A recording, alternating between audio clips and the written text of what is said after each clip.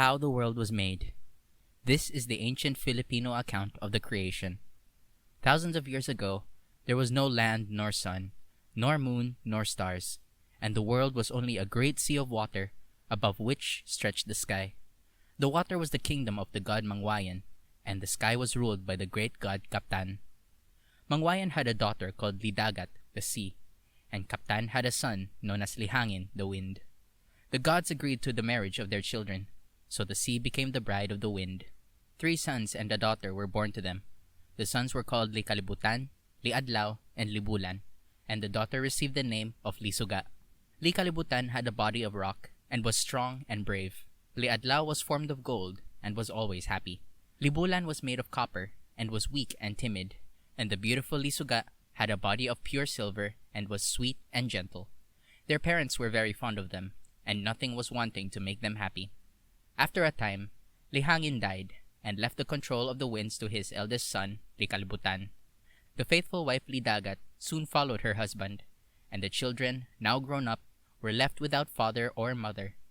However, their grandfathers, Kaptan and Mangwayan, took care of them and guarded them from all evil. After a time, Likalibutan, proud of his power over the winds, resolved to gain more power, and asked his brothers to join him in an attack on Kaptan in the sky above. At first they refused, but when Likalibutan became angry with them, the amiable Liadlaw, not wishing to offend his brother, agreed to help.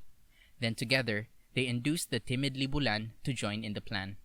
When all was ready, the 3 brothers rushed at the sky, but they could not beat down the gates of steel that guarded the entrance.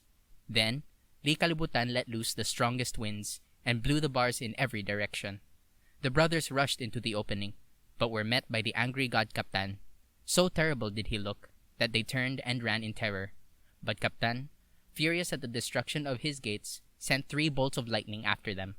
The first struck the copper Libulan and melted him into a ball.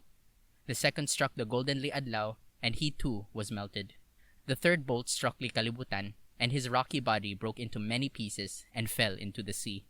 So huge was he that parts of his body stuck out above the water and became what is known as land. In the meantime, the gentle Lisuga had missed her brothers and started to look for them. She went toward the sky, but as she approached the broken gates, Kaptan, blind with anger, struck her too with lightning, and her silver body broke into thousands of pieces. Kaptan then came down from the sky and tore the sea apart, calling on Mangwayan to come to him, and accusing him of ordering the attack on the sky. Soon Mangwayan appeared, and answered that he knew nothing of the plot, as he had been asleep far down in the sea. After a time, he succeeded in calming the angry Kaptan. Together, they wept at the loss of their grandchildren, especially the gentle and beautiful Lisuga.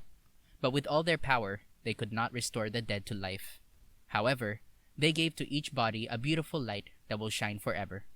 And so it was that golden Liadlaw became the sun, and copper Libulan the moon, while the thousands of pieces of silver Lisuga shine as the stars of heaven. To wicked Likalibutan, the gods gave no light, but resolved to make his body support a new race of people. So Kaptan gave Mangwayan a seed, and he planted it on the land, which, as you will remember, was part of Likalibutan's huge body. Soon, a bamboo tree grew up, and from the hollow of one of its branches, a man and a woman came out.